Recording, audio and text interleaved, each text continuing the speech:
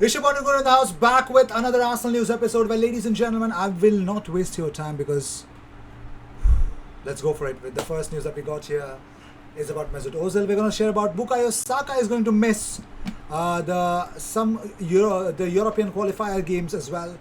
There is an injury for Bukayo Saka that we have to be worried about. What is it? Will be revealed in this video. So if you seek daily Arsenal content, best place to be. So the first news that we got here is about Mesut Ozil. Is recovering. It's actually a very bad phase, but yes, all the best, Mesut Ozil. Get well soon, brother. I want to see you back for Fena. All the best, bro. All the best. Get well soon, buddy. Get well soon. Moving on. So talking about more stuff. Well, the Three Lions are out training. Three Lions. I'm sorry. With 24 players involved. Marcus Rashford sits out to continue his rehabilitation, while Bukayo Saka is still with his club for further assessment on an ongoing issue. But it is hoped that he will join up with the squad later this week. Now, what is the reality? Why is Bukayo Saka not joining Arsenal? What's wrong? So, hamstring injury rules out Bukayo Saka. We're going to talk about it in detail afterwards, I guess. But first, talking about other stuff, we got none other than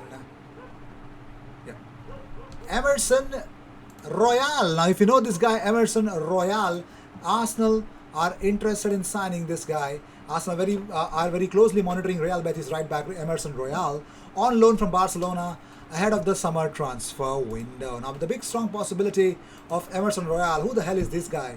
The £21.5 million Arsenal transfer target that Mauricio Pochettino also wants at Paris Saint-Germain.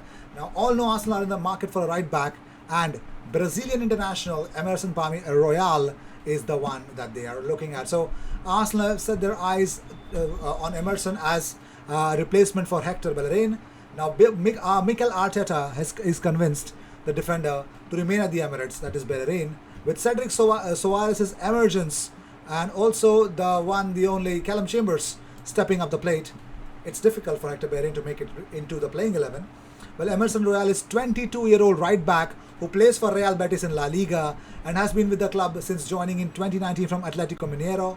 The deal to bring him from Brazil to Spain was a joint transfer between Betis and Barcelona, where both clubs agreed to pay £5.1 million each. Now, Barcelona are due to reimburse Betis their half plus an extra £2.5 million for Emerson to move to the Camp Nou this summer. According to reports in Mundo Deportivo, Gunners have been closely monitoring Emerson and want to seal a deal with Barcelona for the right back to move to the Emirates. Now, he has made 69 appearances for Betis since his arrival and has shown himself to be an attacking fullback, netting 5 times and providing 10 assists in that time. Now, his form at Betis has impressed Brazilian national team manager Tite, who called Emerson up as a 20-year-old and handed him so far only international cap during a 3-0 win over South Korea. Now, there have been people who've made comparisons about his pace and attacking as Dani Alves. Now, he's been unreal. The cost is £21.5 million. So, £21.5 million. Do you believe Emerson Royal is the right kind of a buy that Arsenal should look into? Yes, just let me know in the comments. What do you guys really believe in Emerson Royal for £21.5 million? I think it's worth it. I really do. He's a wonderful player. Moving on, so Serge Gnabry has named his dream 11 of players that he's played alongside during his career.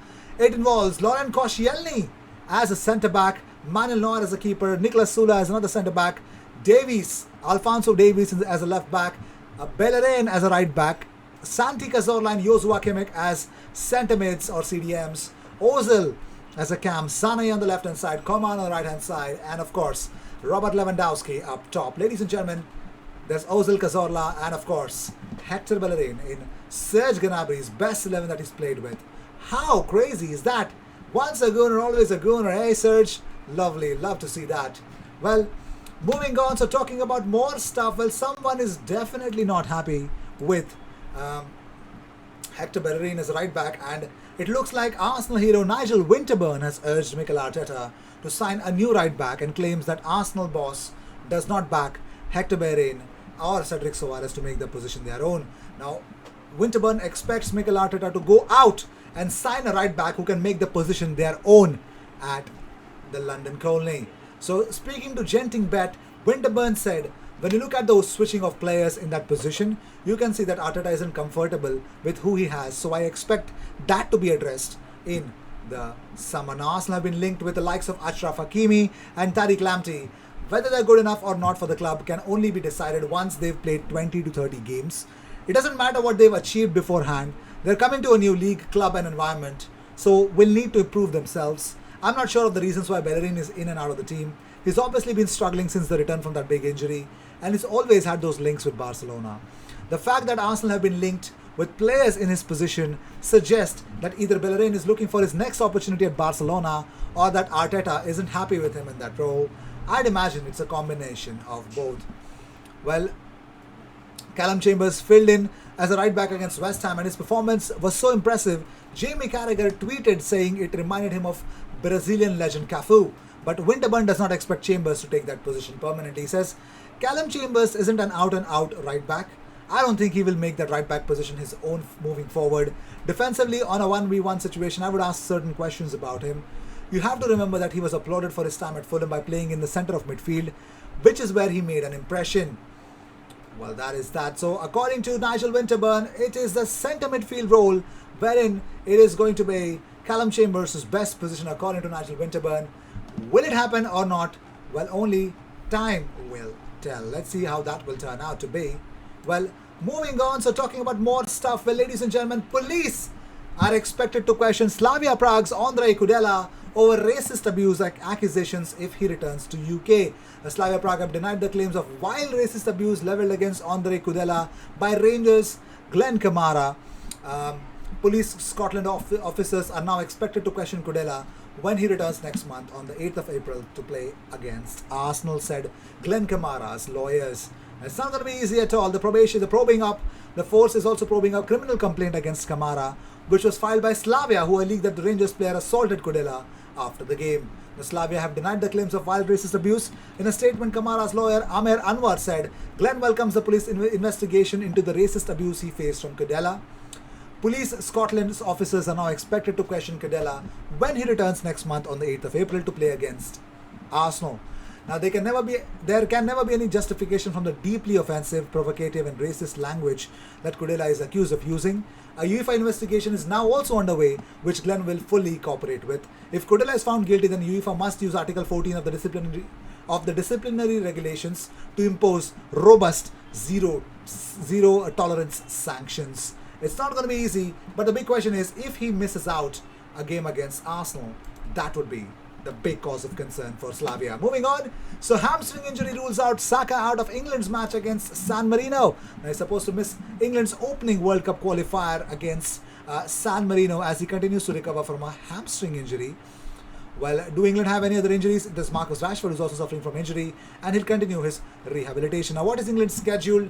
Well, if you don't know, March 25 at Wembley Stadium, they're playing the first game against San Marino, and then they will visit Albania on Sunday and before hosting Poland the following Wednesday. Now, who's in the squad? As you all know what the squad was, yes, it is a very, very interesting choice from Gareth Southgate. Moving on, so it looks like UEFA chief is about to give Arsenal, Chelsea and Tottenham some relief in going forward in the summer transfer windows and the players that they can buy, because UEFA are set to make key changes in regard to club finances, and the changes could allow clubs to spend more on transfers without fear of reprisals.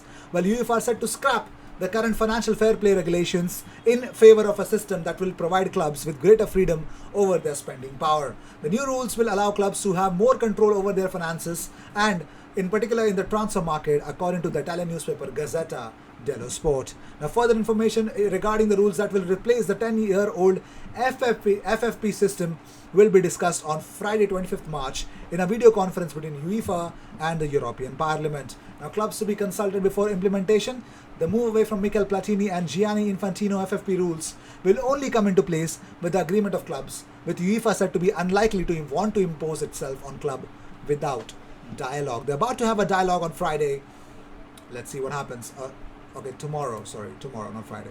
So once a set system has been designed and accepted by all parties, including compiling with the EU law, a gradual adaptation period is expected to begin in 2022, with full implementation of the rules to come at a later date. The redesigned system is to be transitioned from the idea of spending as much as you collect to spending what is necessary without waste, according to Italian journalist Fabio Licari. Now, there will be salary cap. New regulations could also see an introduction of a salary cap to be disguised as a luxury tax to ensure compliance with European regulations. There are lots of things, introduction of economic sanctions, a lot of things that might bring in, but clubs like Arsenal, Chelsea, Tottenham might benefit from this. So with this, we end this episode. Thank you so much for tuning in. I will see you in the next one. Until then, cheers, and don't forget to subscribe. Cheers.